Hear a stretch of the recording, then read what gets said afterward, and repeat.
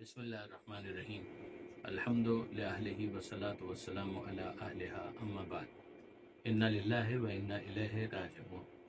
میں آپ تمام مومنین کی خدمت میں، خاص طور پر علماء کرام کی خدمت میں، مدارس کے طلاب کی خدمت میں تعزیت پیش کرنا چاہوں گا جناب حجت الاسلام والمسلمین مولانا علی رضا صالحی رحمۃ اللہ علیہ کی وفات پر۔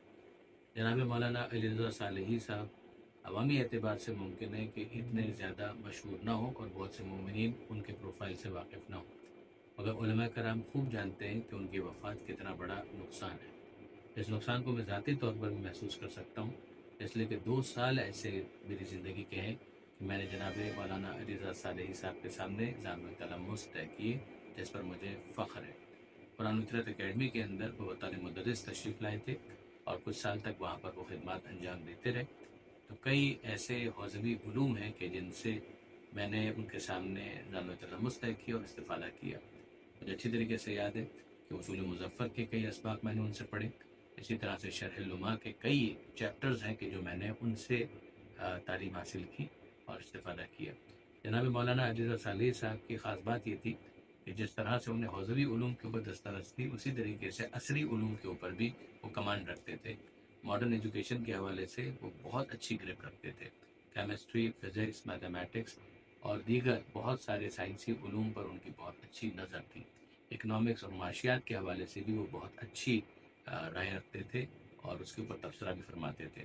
مجھے یاد ہے کہ شرح لما کے کئی اسباق ایسے تھے کہ جس میں دروس کے جو متن ہے اس سے ہٹ کر ان سے بہت سا مباحثہ ہوتا تھا اور وہ اس پر ہمیں بہت کھل کر رائے دینے کی اجازت بھی دیتے تھے۔ تو بہت انکریجنگ ان کا انداز تھا، موٹیویٹ کرتے تھے اور بہت زیادہ شفقت فرماتے تھے، محبت فرماتے تھے۔ اور اگرچہ 2 سال کے بعد ان کے ساتھ باقاعدہ جو تلمس کا سلسلہ تھا وہ تو موقوف ہو گیا، لیکن یہ ہے کہ اس کے بعد بھی گاہے بگاہے کئی دفعہ ایسا ہوا کہ اپنی کتابوں کے لیے بھی میں نے ان سے استفادہ کیا۔ مجھے اچھی طریقے سے یاد ہے کہ میراث کی کتاب جب میں لکھ رہا تھا، میراث اور وصیت سے متعلق، تو وہ ظاہر ہے کہ ایک مختصر بکلیٹ ہی ہے، لیکن یہ ہے کہ اس کو لکھنے میں بہت بہت صرف ہوا تھا اور اس میں جناب مولانا علی رضا صالحی صاحب نے مجھے بہت زیادہ رہنمائی فراہم کی تھی۔ اسی طریقے سے جب روزے والی کتاب میں تحریر کر رہا تھا اس وقت بھی انہوں نے بہت انکریج کیا تھا، بلکہ تقریر بھی تحریر فرمائی تھی۔ تو یہ ان کی بڑی شفقتیں ہیں، میں کبھی اسے فراموش نہیں کر سکتا۔ میرے لیے ذاتی طور پر بہت بڑا نقصان ہے۔ علماء کرام اور مدرسین جانتے ہیں کہ یہ کتنا بڑا سانحہ ہے، کتنا بڑا نقصان ہے، اور ان کی فیملی کا تو یہ نقصان ہے ہی۔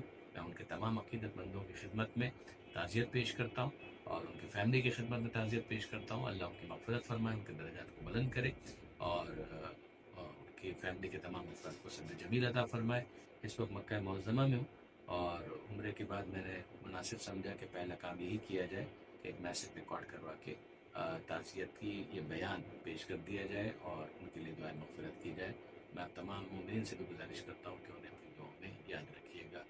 اللہم اغفر للمؤمنین والمؤمنات والمسلمین والمسلمات الاحیاء منهم والاموات تابع بیننا وبینہم بالخیرات انک مجیب الدعوات انک علی کل شیء قدیر بحق محمد وآل الطیبین الطاہرین۔ اللہم صل علی محمد وآل محمد وعجل فرجهم۔